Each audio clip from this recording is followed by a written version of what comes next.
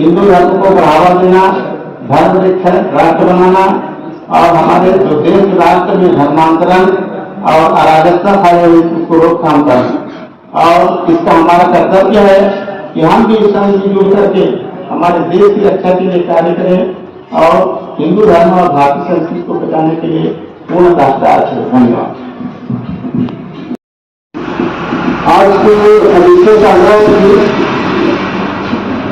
करने के बाद भगवत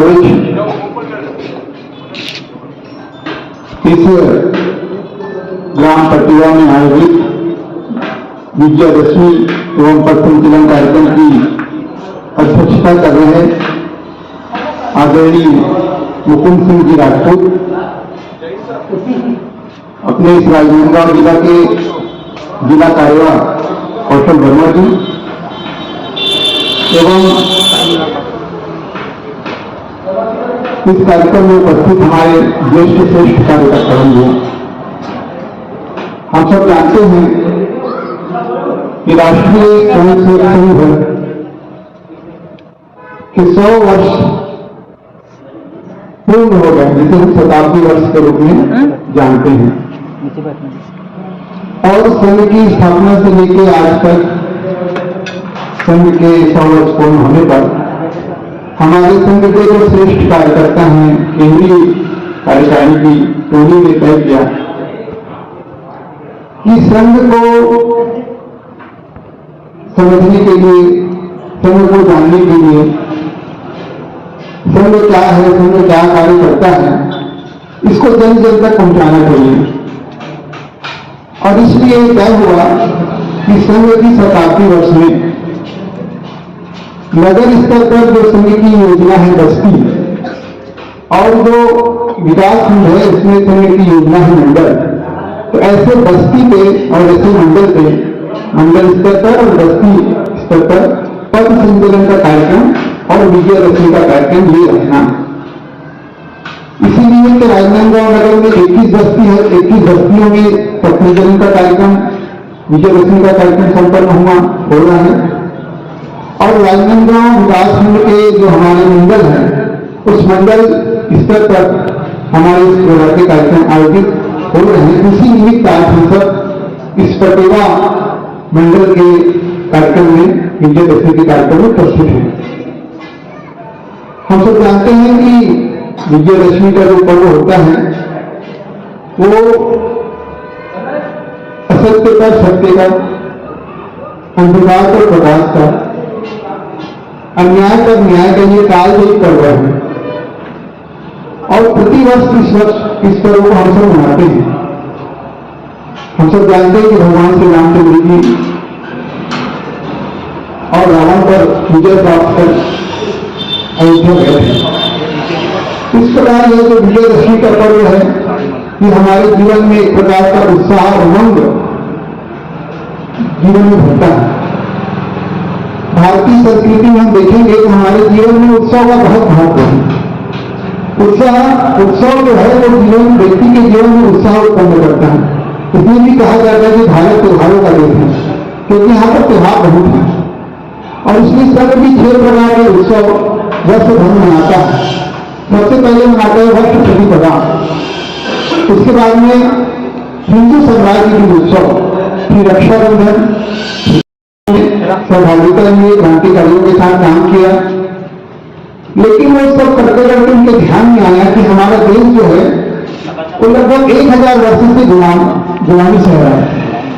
पहले शक आया, खून आए, जलन आए, मुगल आए, फिर अंग्रेज आए और इतने आक्रांताओं ने भारत देश पर आक्रमण किया।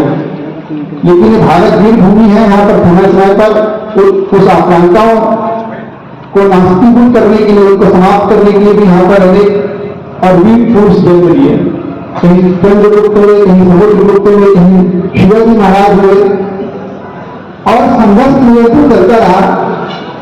लेकिन उनके ध्यान में ये थे।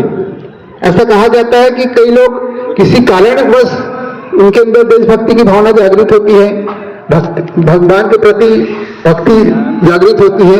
और कई लोग ऐसे होते हैं जिनको जन्म से ही वो चीज प्राप्त होती है। जैसे भक्त प्रहलाद, भक्त ध्रुव, दोनों हम देख सकते हैं कि भक्त प्रहलाद जो है वो माता जी के गर्भ से ही उनको प्रभु की और भक्ति प्राप्त था। और ध्रुव को एक घटना, जब उसकी मां के गोद से उनको उठना पड़ता है, तब फिर उनके अंदर एक भक्ति की भावना जागृत होती है। लेकिन केशव के मन में किसी घटना से देश प्रेम की भावना जागृत नहीं हुई, उनके जन्मजात देशभक्ति की भावना थी।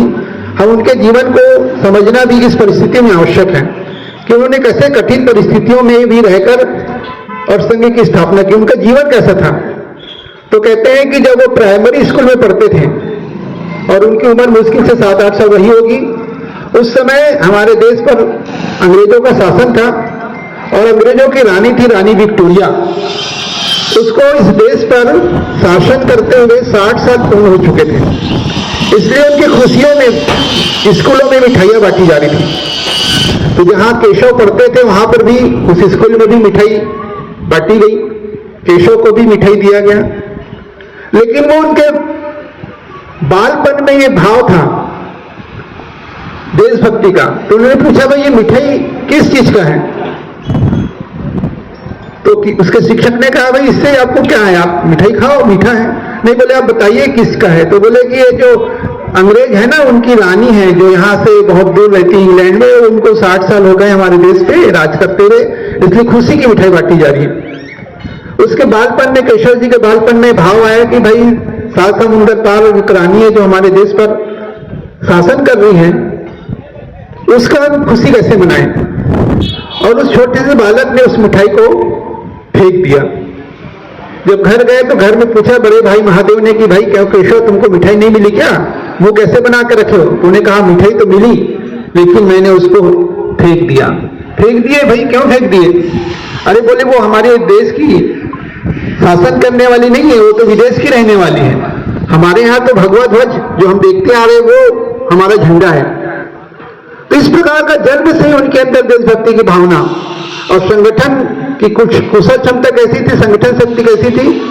तो जब वो हाई स्कूल में पढ़ते थे तो उसके हाई स्कूल के निरीक्षण करने के लिए एक अंग्रेज ऑफिसर आने वाला था। तो उन्होंने तय किया कि जो अंग्रेज ऑफिसर आ रहे हैं उनका हम स्वागत वंदे मातरम से करेंगे।